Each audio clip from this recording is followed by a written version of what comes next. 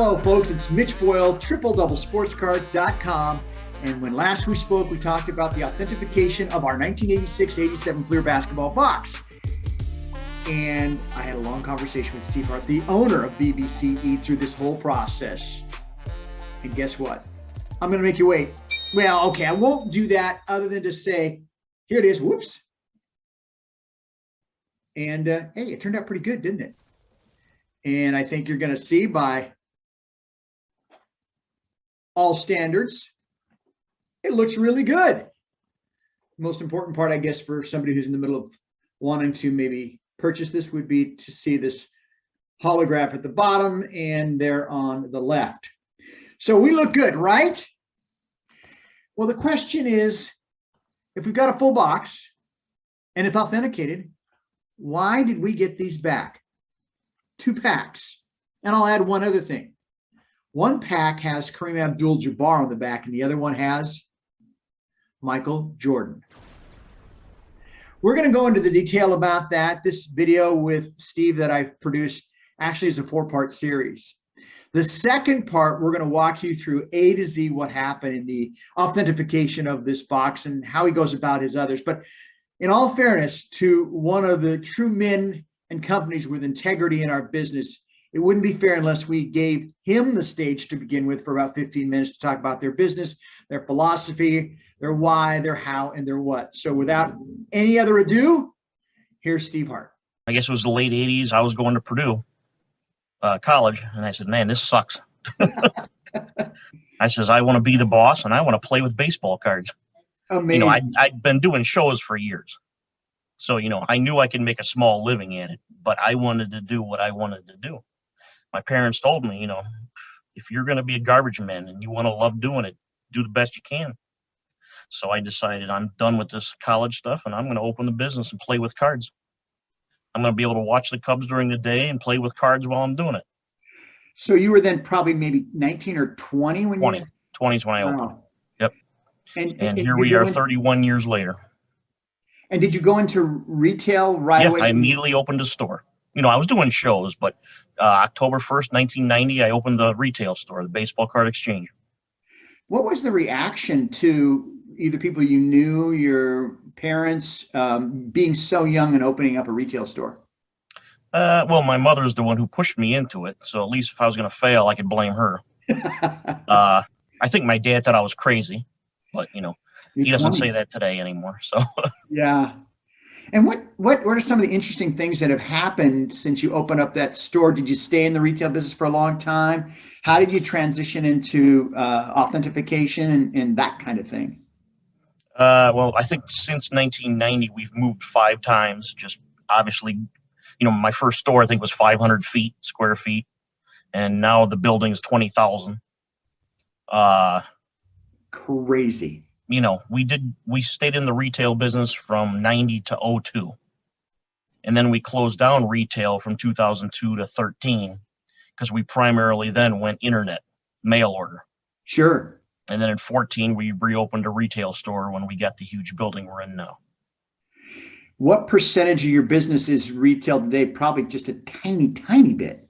3-4% of our sales are in the retail store. That's how small it is. Yeah, well, it makes sense. I mean, you're obviously in the business. I would think you're regarded as the #1 authenticator. Again, I don't know that much about it. So from 90 to 2002, you had retail. Was it because, oh, that's right, you went online or you did direct or whatever you did. Was the business suffering a little bit from like 2002 to 2005, or that had nothing to do with it?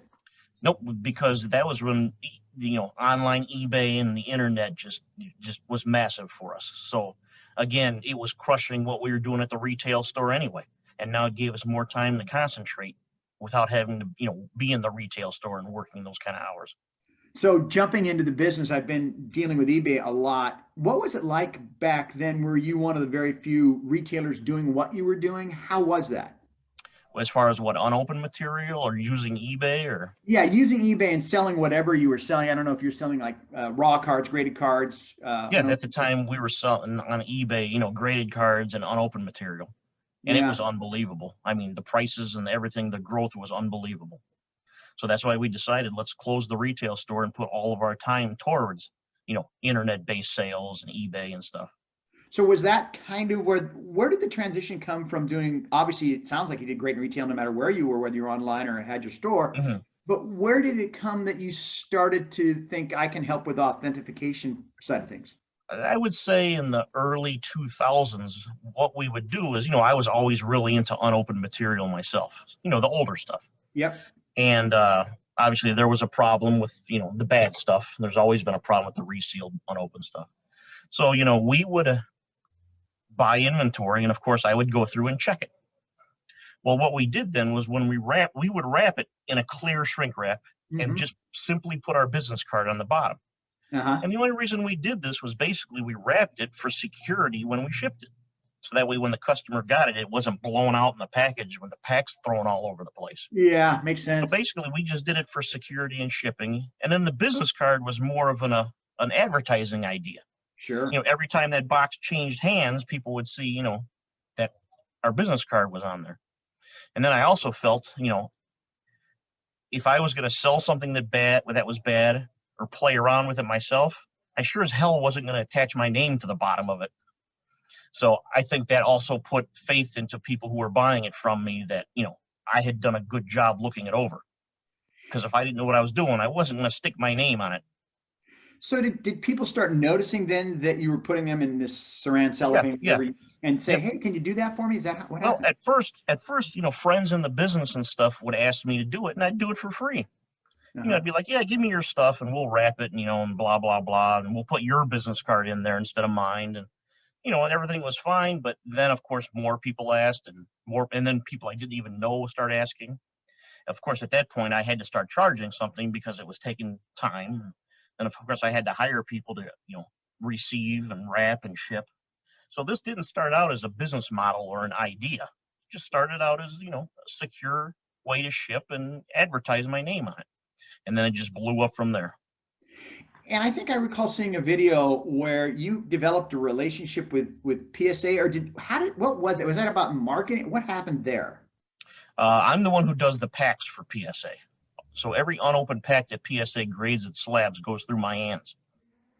So I've that's amazing because I think now I've sent them 4 boxes of 88, 89 Fleer basketball. Okay. And then I've sent them 4 boxes of 81, 82 basketball packs. Okay. And Every then, one of those packs has been in my hands. so I'm the only one who does it. So I've seen all those packs you submitted. did you grade them? Usually I go through them and give them the thumbs up or the thumbs down. And then you send them back to them And then say, I send them back to California where they get slabbed and authenticated. Well, not authenticated, slabbed and graded.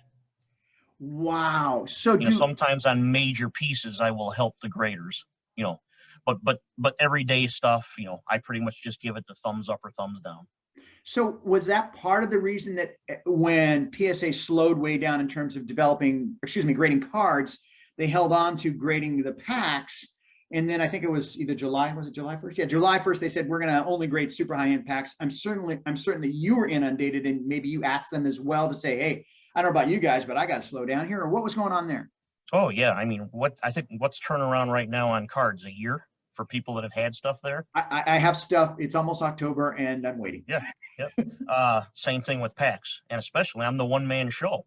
I have pallets and pallets of packs I still have to do in-house here. So the next obvious question is, do you do it all? No.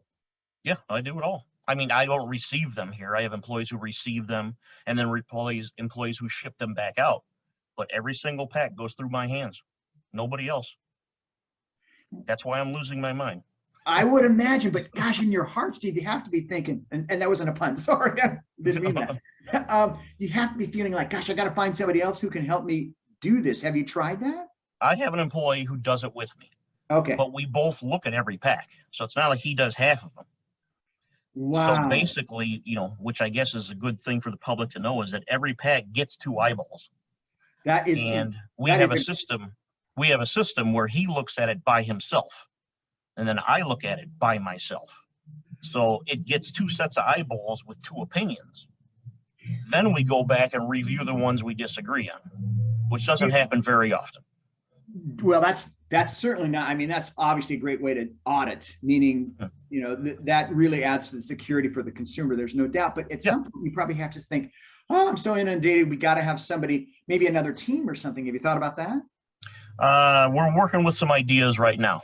That's Okay. about all I could say. But yeah, we got some ideas because first of all, like you said, I can't handle the volume.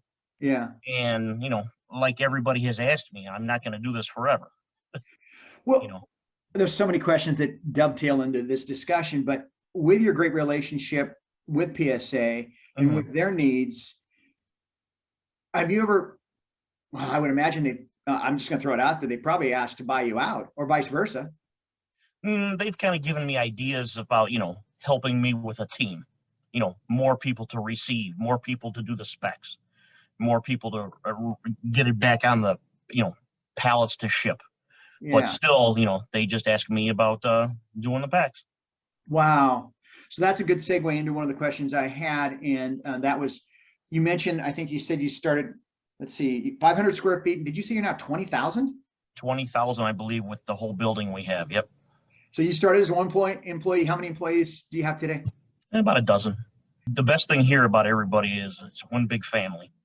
Either everybody I have here is part of my family, or part of Rick, who's the other guy who does the packs with me, a lot of his family, or people I've just known forever. Some of the employees that have been here with me for 25 years, it's the only job they've ever had since they were a teenager, and they're still here today.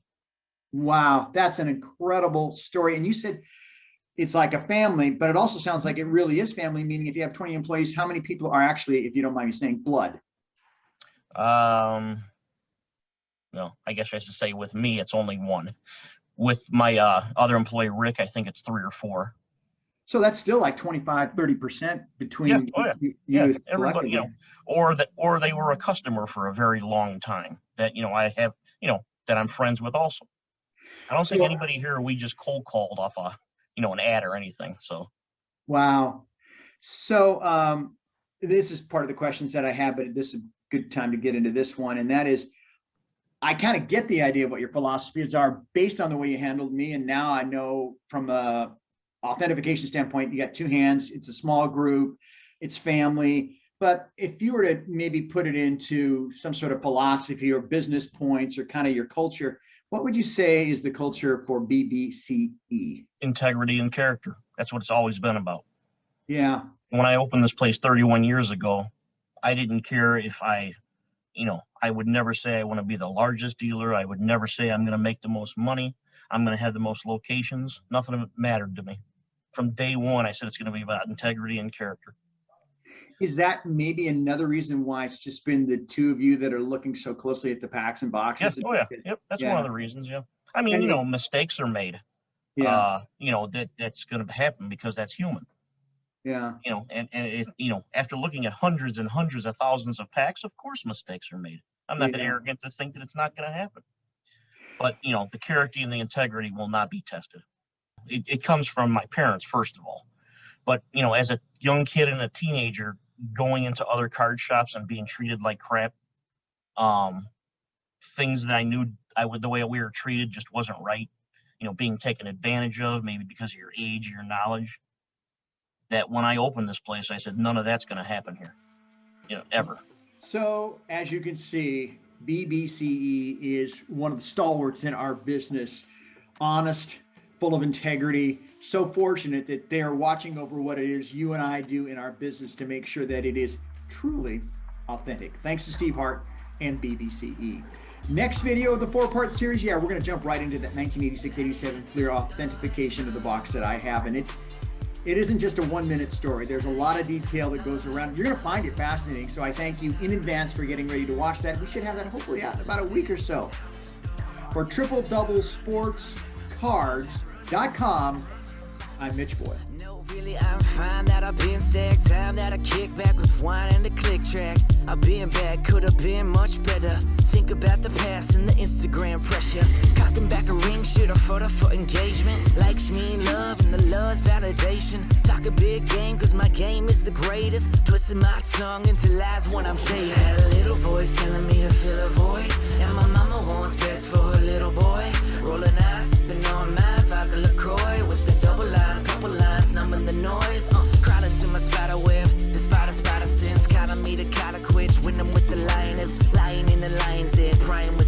fingertips. But trust me, you don't want any of this. Smoke alone on the trail,